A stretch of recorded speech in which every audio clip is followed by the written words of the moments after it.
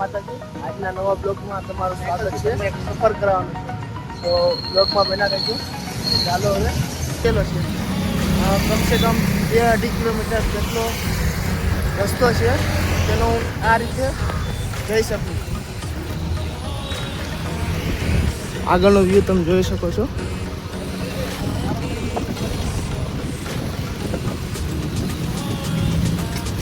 Pilot વિમાન ચલાવે, અમે છૂટા હાથે સાયકલ ચલાવે, એકદમ મોજથી.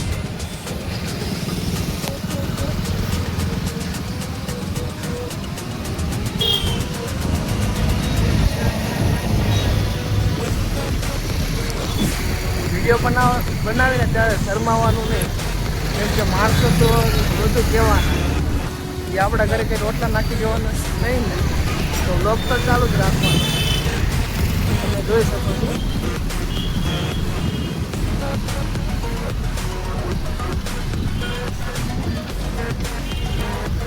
એકદમ વિડીયો બનાવતો હતા, ઘણા માણસો મારી પાછળ જોતા હતા કે આ ભાઈ શું કરે છે, આમ ને તેમ. આપણે વ્લોગ બનાવવાનું ચાલુ રાખવાનું.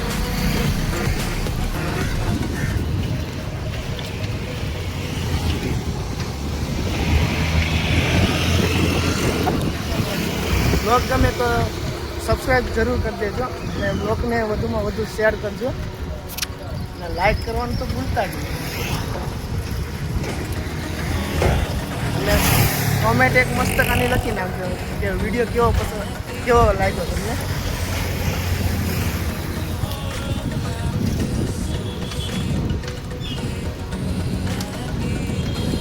આજથી 4-5 વર્ષ પહેલાં આ પછી જંગલ જેવું લાગતું, પણ અત્યારે ઘણું સારું થઈ ગયું છે. પેલા કહેવાય ને કે ગામડાનો રોડ હોય એમ જેવું લાગતું હતું આ બધે, પણ અત્યારે મસ્તકાનું રોડ કરી નાખ્યો છે.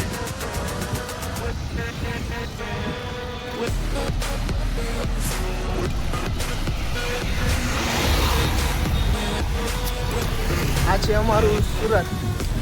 આજે અહીંથી તાપીનો કિનારો સાવ નજીક જ છે. માનો કે ઝાડવા દેખાય ને પાછળ તાપીનો કિનારો છે.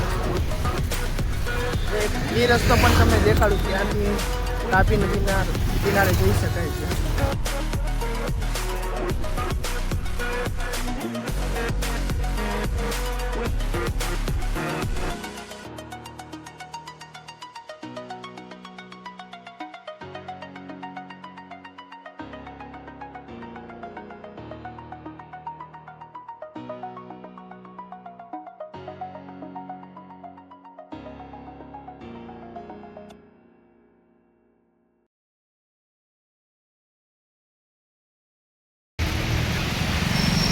આ જે રસ્તો છે તે ત્યાંથી આપણે તાપી નદી પાસે જઈ શકાય છે. આ બસ આવે ને બાજુથી.